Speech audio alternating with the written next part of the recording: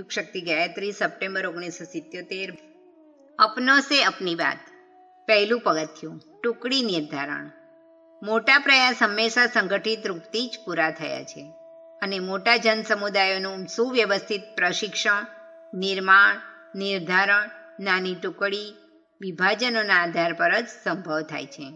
ગત દિવસોમાં કામ થોડું હલકું હતું, એટલા માટે એક સ્થાન પર એક શાખા સંગઠન બનાવવાથી કામ ચાલતું રહેલ છે। હવે પ્રત્યેક સદસ્યને સક્રિય કરવાના સાહસિક પગલાંના કાર્યભારને અનેક ગણો મોટો કરી દીધો છે। આવી સ્થિતિમાં શાખાના એકમોને નાના કરવા સિવાય બીજો કોઈ વ્યવહારિક ઉપાય રહ્યો નથી। ઓગસ્ટના અંકમાં પરિજનોના વ્યક્તિગત પરિચય સંગ્રહ કરવાનું તાત્પર્ય એ છે કે તેની સ્થિતિને ધ્યાનમાં રાખીને તેવો જ પ્રયાસ પરામર્શ કરવો, જેમ કે ડૉક્ટર પ્રત્યેક રોગીની જુદી જુદી સ્થિતિને ધ્યાનમાં રાખીને તેને જુદા જુદા પ્રકારનું પથ્ય ઉપચાર બતાવે છે। હૃદય શરીરના સમસ્ત તંતુઓને સ્વચ્છ રક્ત પ્રદાન કરે છે, તેમજ આખા શરીરની વિકૃતિઓ ભેગી થઈ પાછી ફરે છે। આ આખું કાર્ય સંચાલન મોટી નાડીઓ કરે છે। લોહીને લાવવા, લઈ જવા અને પાછું લાવવામાં તે સારી એવી ભૂમિકા ભજવે છે। પરિજનોમાં પ્રત્યેકનો આપણી સાથે આદાન પ્રદાનનો આવો જ સંબંધ સ્થાપિત કરવાની જરૂરિયાત જણાય છે અને તેમાં મધ્યવર્તી એકમો ટુકડી નાયકોના બનાવવામાં આવ્યા છે। હવે પુનર્ગઠનનું સ્વરૂપ તે રહેશે કે જૂનું શાખા સંગઠન કાર્યવાહક યથાવત જ રહેશે, તેની સ્થિતિમાં કોઈ ફેરફાર થશે નહીં। ફક્ત કાર્ય વિસ્તારને નજર સમક્ષ રાખી તે અંતર્ગત નાના ઘટકો 10-10ની ટુકડીમાં અવશ્ય સંગઠિત કરી દેવામાં આવશે। સશક્ત સંગઠન નાના નાના પ્રમાણિક એકમોના આધારે જ બનાવવામાં આવે છે। સેના આમ તો ખૂબ જ વિશાળ હોય છે, પરંતુ તેનું સંગઠન નાના નાના એકમોમાં થાય છે। તે 10-10ની નાની ટુકડીઓમાં વહેંચાયેલી હોય છે। તે ટુકડીઓ પરસ્પર મળીને વિશાળ સેનાના રૂપમાં વિકાસ પામે છે। સ્કાઉટોની ટુકડીઓ પણ આ પ્રમાણે જ હોય છે। 10-10ના જૂથો બને છે અને તેનામાંથી કોઈ એકને તેઓ નેતા બનાવે છે। વિદ્યાલયોમાં હજારોની સંખ્યામાં વિદ્યાર્થીઓ ભણે છે, પણ તે કક્ષાઓ અને સેક્શનોમાં વહેંચાયેલા હોય છે। રમતગમતમાં આ જ પ્રમાણે નાની ટુકડીઓ મળીને મોટી ટીમ બને છે। મોટી ભીડભાડને સુવ્યવસ્થિત રાખવાની આ પદ્ધતિ સરળ અને સુવિધાજનક છે। આપણા સંગઠનના મૂળમાં પારિવારિક ભાવનાનો વિકાસ કરવાનો ઉદ્દેશ સમાયેલો રહ્યો હોય છે। વ્યક્તિ અને સમાજની મધ્યવર્તી કડી પરિવાર છે। તે ખાણમાંથી ન રત્નો નીકળી શકે છે અને તે શ્રેષ્ઠ વ્યક્તિત્વ સાથે મળી બનેલો સમુદાય દેવ સમાજ કહેવાય છે। પરિવાર આ બંને છેડાઓને પરસ્પર જોડનારી કડી છે। આ પરિવારનું સંગઠન પહેલા ગાયત્રી પરિવારના નામે થયેલું, પાછળથી તેને યુગ નિર્માણ પરિવાર નામ આપવામાં આવ્યું। બંનેમાં સંગઠનને પરિવાર પદ્ધતિ પર વિકસિત કરવાની ભાવના રહી છે। સંયુક્ત પરિવારોને અમે લાર્જર ફેમિલી સ્વરૂપે વિકસિત કરવાનું સમર્થન કરતા રહ્યા છીએ અને વસુદેવ કુટુંબકમની વિશ્વ વેપારની ભાવનાના સ્વપ્નોને સાકાર કરવાનો તાણોવાણો અમારું ચિત્તતંત્ર નિરંતર વણતું રહ્યું છે। એ જ પારિવારિકતાને પુનર્ગઠનની ટોળી પદ્ધતિમાં જોઈ શકાય છે। મોટા કુટુંબોને સગવડતાની દ્રષ્ટિએ નાના નાના એકમોમાં વહેંચીને વ્યવસ્થા સંબંધી સુવિધા ઉત્પન્ન કરવામાં આવે છે। મોટા ખેતરની નાની કેરીઓની જેમ પરિજનોની ટુકડીઓ બનાવવામાં આવી રહી છે, જેથી આ નાના સમુદાયના વ્યક્તિત્વના વિકાસમાં, અંતઃચેતનાના પરિષ્કારમાં વધારે સક્રિયતા, તત્પરતાનો સમાવેશ થઈ શકે। નાના એકમોમાં પારસ્પરિક ઘનિષ્ઠતાની, વિચાર વિનિમયની, સલાહ સૂચન તેમજ પ્રોત્સાહનની સગવડતા જેટલી હોય છે તેટલી મોટા પરિવારમાં હોતી નથી। આવા ઘણા લાભોને ધ્યાનમાં રાખીને વિભાજનનું આ પુનર્નિર્ધારણ કરવામાં આવ્યું છે। ટોળી પદ્ધતિના અનેક સુખદ સત્પરિણામ અમારા મનોમસ્તિષ્કમાં અત્યારે છવાયેલા છે। અમે જોઈશું કે ટોળી પદ્ધતિના નિર્ણયની કૌટુંબિક પરિપાટી વ્યક્તિઓમાં નવનિર્માણમાં, યુગ પરિવર્તન કાર્યમાં કેટલી હદ સુધી સફળ રહી। અનેક મહત્વપૂર્ણ પ્રયોગોની જેમ અમારા જીવનનો આ હવે અંતિમ પ્રયોગ છે। અમે એ વિશ્વાસ રાખીએ છીએ કે સંગઠનના અન્ય સમસ્ત પ્રકારોની સરખામણીમાં આ પ્રયોગ ખૂબ જ અધિક પ્રમાણમાં સફળ થવો જોઈએ। એક એક શહેરમાં સેંકડોની સંખ્યામાં પત્રિકાઓના સદસ્ય છે. તેને 10-10ની ટુકડીમાં કયા આધાર પર વર્ગીકૃત કરવામાં આવે તેના મૂળમાં સદસ્યોની સગવડતા અને સમાનતાને પ્રાધાન્ય આપવું જોઈએ. એક મહોલ્લામાં, એક કારખાનામાં કે ઓફિસમાં કામ કરવાવાળા જેટલી આસાનીથી રોજબરોજ મળતા રહે છે, એટલી સુવિધા દૂર દૂર રહેવાવાળો વચ્ચે રહેતી નથી. વ્યવસાય, શિક્ષણ, સ્વભાવ વગેરેની સમાનતા પણ સ્તરને સમતોલ રાખે છે. અધ્યાપકોને અધ્યાપકો સાથે અને વકીલોને વકીલો સાથે સારું બનતું હોય છે. એનો અર્થ એમ નથી કે તેનું નિર્ધારણ વ્યવસાયોના આધારે થશે. આ તો ફક્ત એક સંકેત છે. મૂળ તથ્ય તો બૌદ્ધિક અને સામાજિક એકતાનો શક્ય તેટલો મેળ બેસાડવાનો છે. સાથે અમારી દલીલ પણ છે કે મોટા અને નાના સ્તર મળશે તો મોટાઓને નમ્ર બનવાનો અને નાનાઓને ઊંચા ઉઠવાનો અવસર મળશે. આ બધા તથ્યોને નજર સમક્ષ રાખીને જેવી પરિસ્થિતિ હોય તે પ્રમાણે ત્યાં સમજણ શક્તિનો પરિચય આપવા માટે કહેવામાં આવ્યું છે.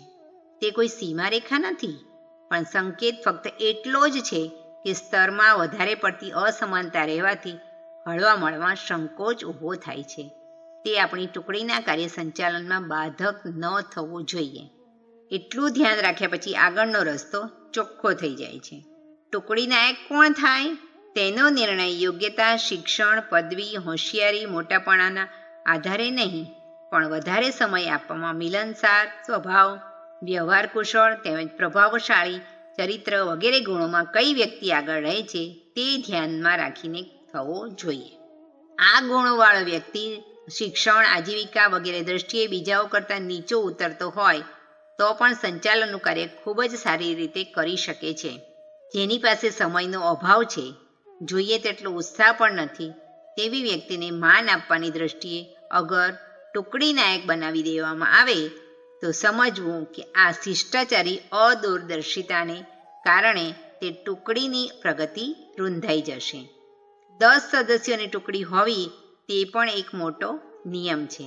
સ્થાનીય જરૂરિયાતોને ધ્યાનમાં રાખી તેનું પ્રમાણ ઓછું વધતું પણ કરી શકાય છે. કોઈ જગ્યાએ અગર 8 યા 12 વ્યક્તિના ઘટક બનાવવા પડે તો તેવું ન કરવા માટે કોઈ પ્રતિબંધ નથી. તેમજ સદસ્યોની સંખ્યા વધવા ઘટવાથી તે સંગઠનમાં ફેરફારો પણ કરતા રહી શકાય છે. મેળ ન મળે તો ટુકડીના સદસ્યોનું એક ટુકડીમાંથી બીજીમાં પરિવર્તન પણ થઈ શકે છે. આ પ્રકારના ફેરફારો સ્વાભાવિક અને આવશ્યક છે. કોઈ સંગઠન પૂર્ણ નથી કે નથી સદાને માટે સ્થિર સ્થિતિ પ્રમાણે તેમાં પરિવર્તન થતા જ રહેશે. જરૂરિયાત પ્રમાણે બદલી થવા જેવા કારણોથી ટુકડી નાયકોમાં પણ ફેરફાર થતો રહેશે.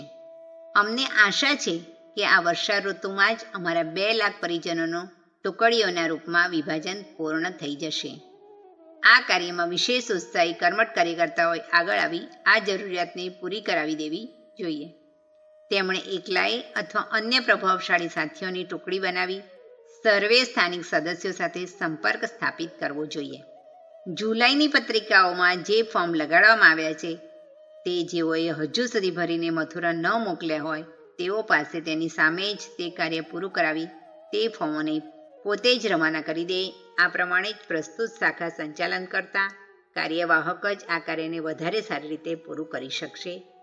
કે કયા કયા સદસ્યોની ટુકડી બને અને તેનો ટોળી નાયક કોને નીમવામાં આવે. આ પ્રક્રિયાને પૂરી કરાવવાની જવાબદારી હાલના કાર્યવાહકો અને કર્મઠ કાર્યકર્તાઓએ પરસ્પર મળીને પૂરી કરવી જોઈએ. જ્યાં સુધી ટુકડીઓ પોતપોતાનું કામ સારી રીતે ન કરવા માંડે ત્યાં સુધી તેને પરામર્શ, પ્રોત્સાહન અને સહયોગ દેવામાં વર્તમાન શાખાના નિષ્ક્રિય વ્યક્તિઓએ ખૂબ જ ઉત્સાહથી કામ કરવું પડશે. અત્યારે નિષ્ક્રિય સદસ્યો અને અનુભવી કાર્યકર્તાઓમાં જરાય શિથિલતા દ્રષ્ટિગોચર થવી ન જોઈએ. ટુકડીનું નિર્ધારણ સદસ્યોની સંમતિથી થવું જોઈએ અને તેનું નિયુક્તિપત્ર મથુરાથી મંગાવી લેવું જોઈએ. વર્તમાન 2 લાખ સદસ્યોના 10-10ની ટુકડીઓમાં વિભિન્ન થવાથી 20,000 ટુકડીઓ બને છે. આ નાના પરિવારોમાં નેતૃત્વની ક્ષમતા વધશે. સ્વસ્થ હરીફાઈથી એક ટુકડી બીજી ટુકડીથી વધારે સક્રિય થવા અને પોતાની ખ્યાતિ સિદ્ધ કરવાનો પ્રયત્ન કરશે તો તેનાથી ઉત્સાહ ચોક્કસ વધશે. સદસ્યોની વિચારનિષ્ઠાને ધ્યાનમાં રાખી તેઓમાં આત્મોત્કર્ષની દિશામાં વધારે સક્રિયતા ઉત્પન્ન કરવાની દ્રષ્ટિએ જ આ પુનર્ગઠન કરવામાં આવેલ છે. અમારો મનોરથ ત્યારે જ પૂર્ણ થશે જ્યારે સંગઠન પૂરું થતાં જ સક્રિયતા હિલોળા લેવા લાગશે. દરેક સદસ્યમાં નવો ઉત્સાહ વધશે તેમજ દરેક ટુકડી નાયક પોતાની કુશળતા સિદ્ધ કરવા આતુર જોવા મળશે. બીજું પગથિયું 1 થી 5. પુનર્ગઠનનું પહેલું પગથિયું સદસ્યોનું રજિસ્ટ્રેશન અને ટુકડી નિર્ધારણનું કાર્ય પૂરું થવાની સાથે સાથે પૂર્ણ થઈ જાય છે. બીજું પગથિયું એ છે કે ગ્રાહકોની પત્રિકાઓના 5 નિયમિત વાચક થાય.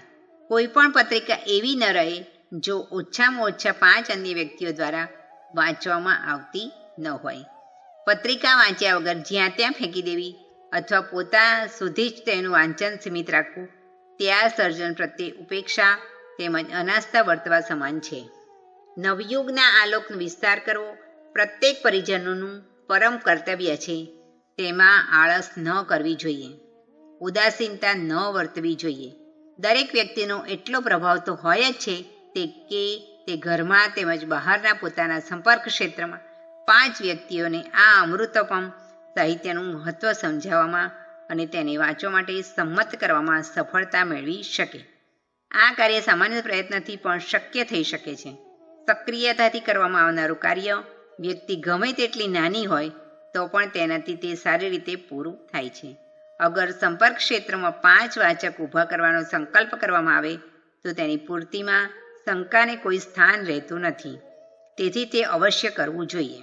ટુકડી નાયકોએ સદસ્યો સાથે મળી કાર્યવાહકોને સહયોગ આપી 1 થી 5નું બીજું પગથિયું પૂરું કરવું જોઈએ. 10 સદસ્યો ટોળીના 5 વાચકો મળી 50 અનુસદસ્ય બને છે.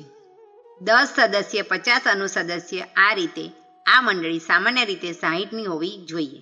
10 વ્યક્તિ 50ને સમજાવે અને 50 તૈયાર થઈ 250 સુધી તે પ્રકાશને આગળ ધપાવે.